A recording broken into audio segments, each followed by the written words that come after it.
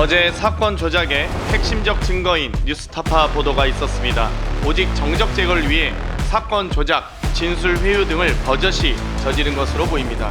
만약 이 모든 걸 알고도 재판부가 이렇게 판결한 것이라면 김성태의 쌍방울, 검찰에 이어 재판부까지 오염된 사법 역사상 가장 충격적인 판결이 될 것입니다.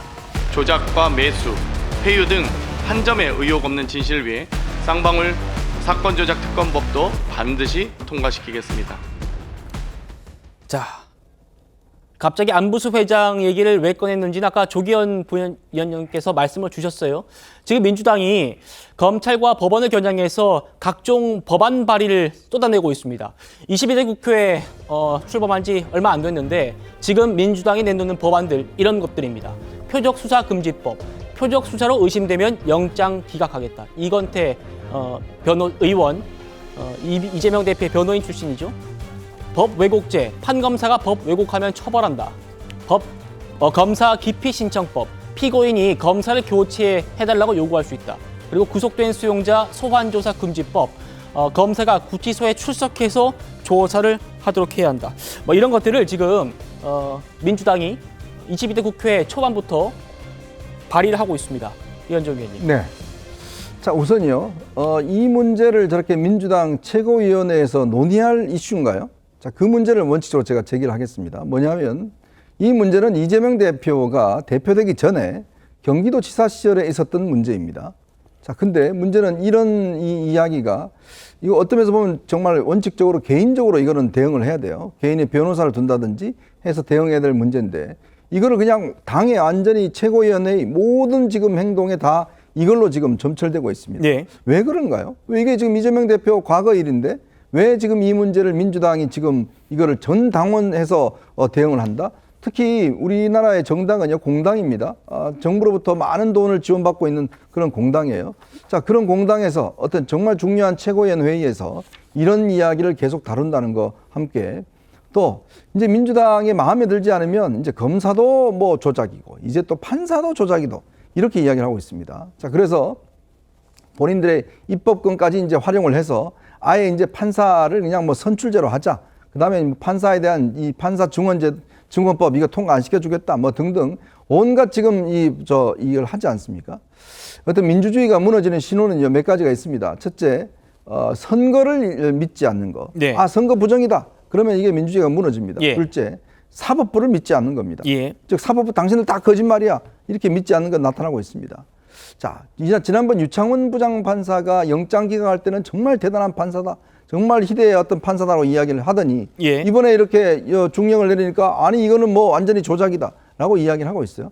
도대체 민주당의 기준은 뭔가요? 본인들한테 유리한 판결하면 정말 최고인 판사이고 그렇지 않으면 나쁜 판사이고 저런 판사는 탄핵도 해야 되고 해야 된다. 지금 이 사건은 아마 이제 기소가 되면 아마 신진우 부장판사가 또 맡을 겁니다.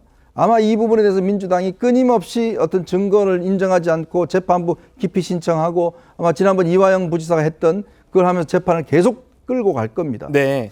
과연 이게 정말 공당이 민주당이 이렇게 집중적으로 투자를 해서 될 문제인지 이재명 대표가 본인의 개인적인 문제를 개인적으로 해야 될 문제인지 저는 정말 이런 좀 참담한 상황이라고 생각이 듭니다. 알겠습니다.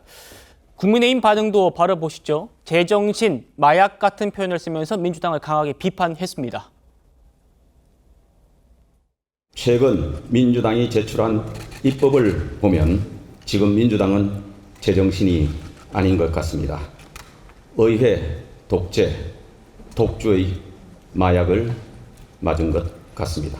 여의도 대통령 이재명 방탄에만 정신이 팔려 조기현 부위원장님께 반론 기회 한번 드리고 이번 주제 넘어가도록 하겠습니다. 지난 윤석열 정부 2년 동안 한번 상황을 보십시오. 검찰은 계속 이재명 대표의 수사를 집중했고요. 이 검찰은 계속해서 또 수사 상황을 브리핑했습니다. 그때마다 또 국민의힘은 이재명 대표를 계속 공격했고요. 한동훈 법무부 장관은 이 영장에 대한 그 발제를 할 때 피의 사실에 대한 내용을 밝히기도 했고 상임위에 출석해서는 계속적으로 공격적인 표현을 했습니다. 그게 과거 법무부 장관은 수사 상황에 대해서 그렇게 자세히 특히 야당 대표에 대한 수사 관련해서 그렇게 언급하지는 않거든요. 그러니까 2년 내내 이런 상황이 반복됐습니다. 이재명 대표에 관련된 사건들이 대표 이전에 있었던 사건이긴 맞지만 야당 대표를 겨냥한 수사인 게 분명했기 때문이고요. 지금 제기하고 있는 법안들 단순히 이재명 대표를 방탄하는 법안이다. 그렇지 않습니다. 그렇지 않다. 대표적으로요.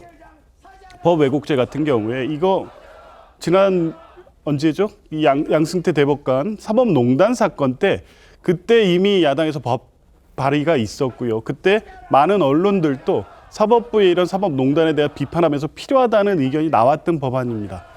다만 이게 이제 우리 법제에 맞느냐 이런 문제제기 때문에 논의가 중단되었다가 이 기회에 다시 나온 거죠. 물론 이게 이재명 대표의 이 판결을 한 판사를 겨냥한 법이냐 그렇게 보지는 않습니다. 왜냐하면 전체적으로 판사가 또 뭐 법을 다루는 검사가 예. 법을 왜곡해서 적용해서 일반 당사자에게 유불리한 어떤 결정을 유도했거나 하는 경우에 처벌하는 조항은 똑같이 법 왜곡죄 같은 경우는 독일 형법에도 있고요.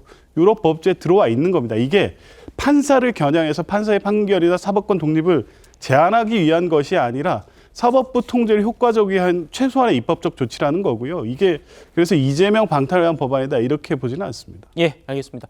민주당은 지금 보셨던 방금 22대 국회 출범 이후에 민주당이 쏟아내고 있는 이 법안들이 이재명 대표를 방탄하기 위한 법이 아니다라고 보고 있습니다.